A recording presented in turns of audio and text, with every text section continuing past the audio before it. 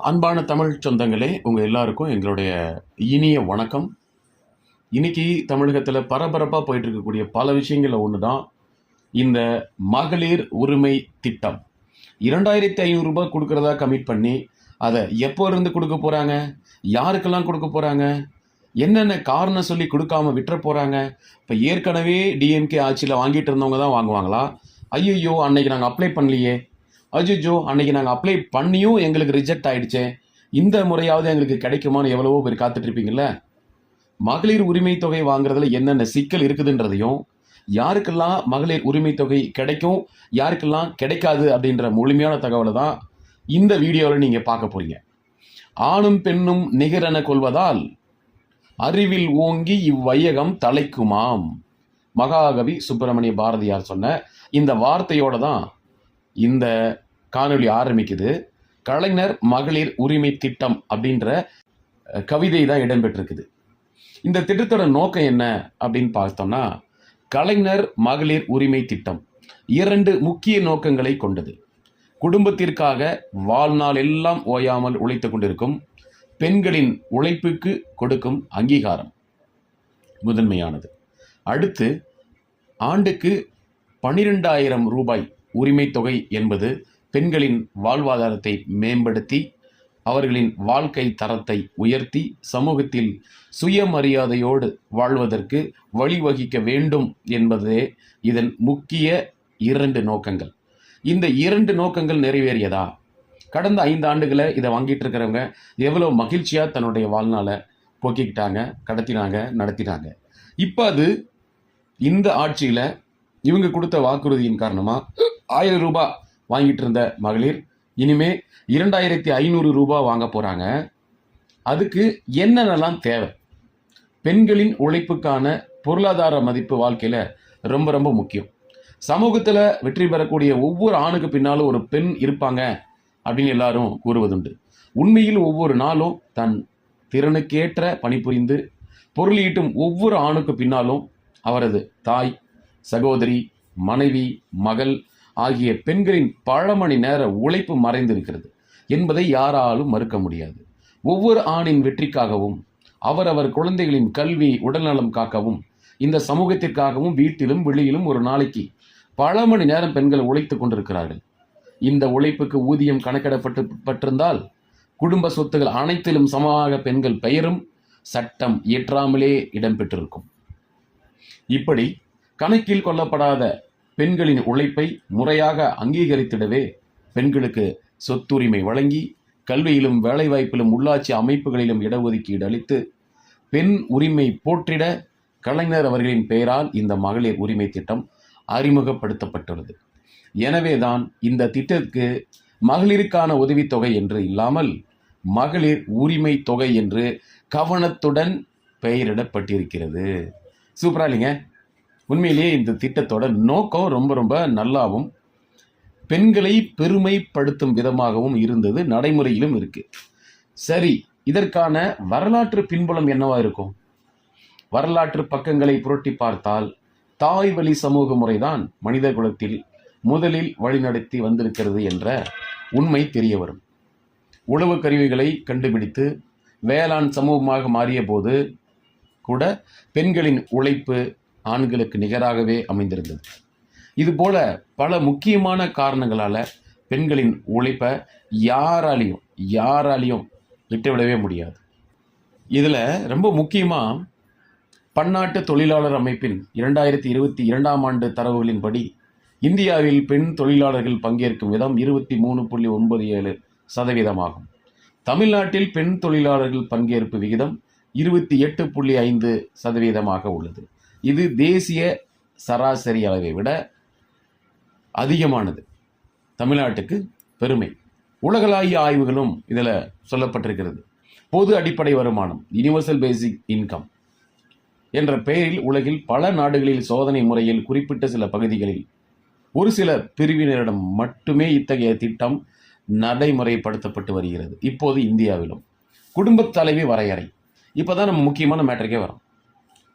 யாருக்கெல்லாம் கிடைக்கும் மகளிர் உரிமை தொகை யாருக்கெல்லாம் இதுக்கு முன்னே கிடைச்சிட்டு இருந்தது, இனிமே யாருக்கெல்லாம் கிடைக்கும், யாருக்கெல்லாம் கிடைக்காது அப்படின்ற விஷயத்தை தான் நம்ம பார்க்க போகிறோம். அதில் குடும்பத் தலைவி வரையறை, குடும்பத் தலைவி தகுதி உள்ளவர் யார் என்பதை இந்த பகுதி வரையறுக்கிறது. என்ன சொல்லுது? குடும்ப அட்டையில் இடம் பெற்றவர்கள் அனைவரும் ஒரு குடும்பமாக கருதப்படுவர். ஒவ்வொரு தகுதி வாய்ந்த குடும்பத்திலும் உள்ள குடும்ப தலைவி கலைஞர் மகளிர் உரிமை திட்டத்தில் பயன்பெற விண்ணப்பிக்கலாம். குடும்ப அட்டையில் குடும்ப தலைவர் என குறிப்பிடப்பட்டுள்ள பெண் குடும்ப தலைவியாக கருதப்படுவார். குடும்ப அட்டையில் ஆண் குடும்ப தலைவராக குறிப்பிடப்பட்டிருந்தால் அந்த குடும்ப தலைவரின் மனைவி குடும்ப தலைவியாக கருதப்படுவார்.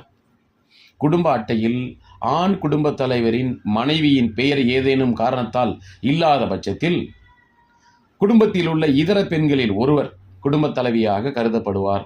ஒரு குடும்பத்தில் ஒன்றுக்கும் மேற்பட்ட 21 வயது நிரம்பிய பெண்கள் இருந்தால் இத்திட்டத்தின் கீழ் பயன்பெற ஒரு நபரை குடும்ப உறுப்பினர்கள் தேர்வு செய்து விண்ணப்பிக்க செய்யலாம்.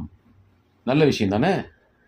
அடுத்தது, திருமணமாகாத தனித்த பெண்கள், கைம்பெண்கள் மற்றும் திருநங்கைகள் தலைமையில் குடும்பங்கள் இருந்தால் அவர்களுக்கும் குடும்ப தலைவியாக கருதப்படுவர். பொருளாதார தகுதிகளா என்னெல்லாம் கொடுக்குறாங்க?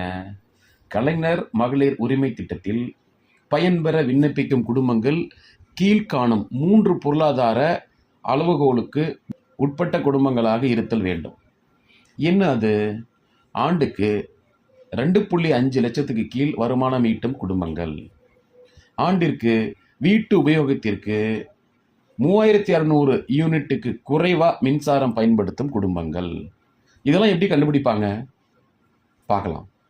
அதுக்கு வருமான சான்றிதழ், இதுக்கு கடந்த 2-3 ஆண்டுகளுக்கு மாதத்திற்கான ஈபி பில்லு, 5 ஏக்கருக்கு குறைவாக நஞ்சை நிலம் அல்லது 10 ஏக்கருக்கு குறைவாக புஞ்சை நிலம் வைத்திருப்ப குடும்பங்கள் எலிஜிபிலிட்டிங்க.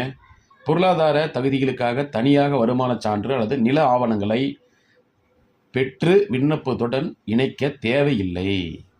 ஓகே, விண்ணப்பிக்கும் நடைமுறையில் இப்போ நம்ம பார்க்கலாம். குடும்ப தலைவிகளுக்கான கலைஞர் மகளிர் உரிமை திட்டத்தில் பயன்பெற கீழ்கண்ட தகுதிகளை பெற்ற குடும்பங்களில் 21 வயது நிரம்பிய பெண் ஒருவர் விண்ணப்பிக்கலாம்.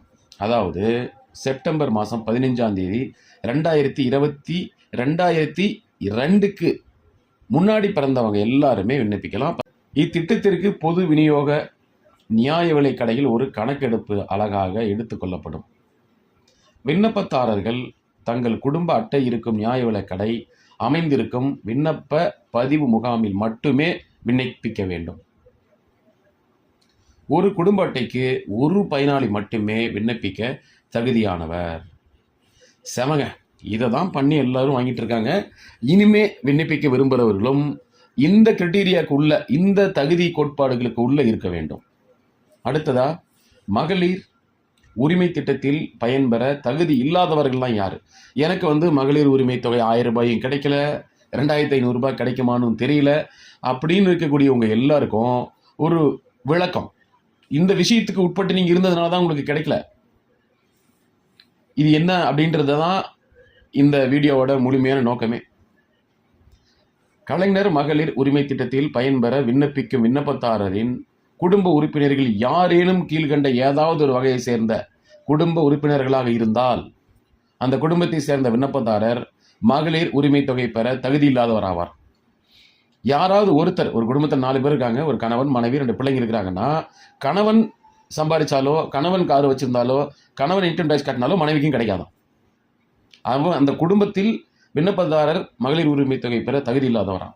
மொதல் விஷயம், ரூபாய் 2.5 லட்சத்துக்கு மேலே ஆண்டு வருமானம் ஈட்டும் குடும்பங்கள், மனைவியோ கணவனோ, அந்த ரேஷன் கார்டில் இருக்கக்கூடிய யாராவது ஒருத்தர் 2.5 லட்சத்துக்கு மேலே வருமானம் ஈட்டுனா அவங்களுக்கு இந்த திட்டத்தில் பயன் கிடையாது, பணம் வாங்க முடியாது. குடும்பத்தின் ஆண்டு வருமானம் 2.5 லட்சத்துக்கு மேலே ஈட்டி வருமான வரி கணக்கு தாக்கல் செய்பவர்கள் மற்றும் வருமான வரி செலுத்துபவர்களாக யாராக இருந்தால் அவங்களுக்கும் மகளிர் உரிமை தொகை கிடையாது. ஆண்டுக்கு 2.5 லட்சத்துக்கு மேல் வருமானம் ஈட்டி தொழில் வரி செலுத்தினாலும் அவங்களுக்கும் கிடையாது.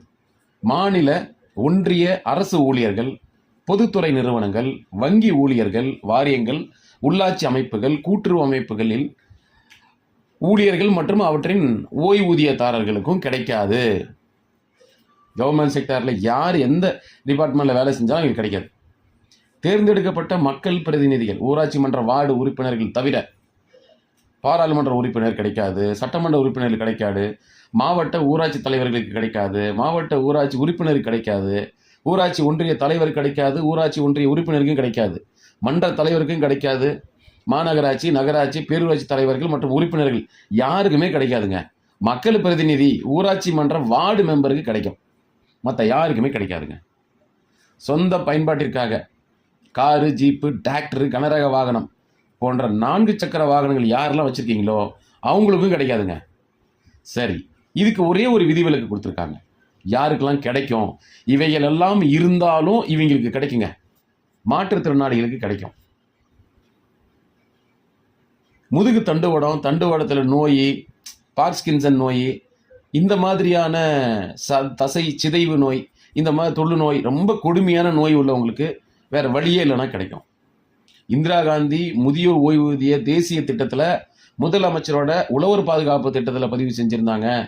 நல வாரியத்தில் அவங்களுக்கு கார்டு கொடுத்துருக்காங்கன்னா அவங்களுக்கு கிடைக்கும்.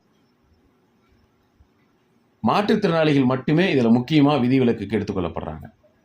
அதுக்கப்புறமா இந்த திட்டத்தில் செயல்படுத்தும் துறைகள், எந்தெந்த துறைகள்லாம் இதில் செயல்படுத்துகிறாங்க, எந்த மாதிரி மென்பொருள் உபயோகிக்கிறாங்க, என்ன பண்ணுறாங்கன்ற முழுமையான தகவல்கள் இந்த ஸ்லைடில் இருக்குது.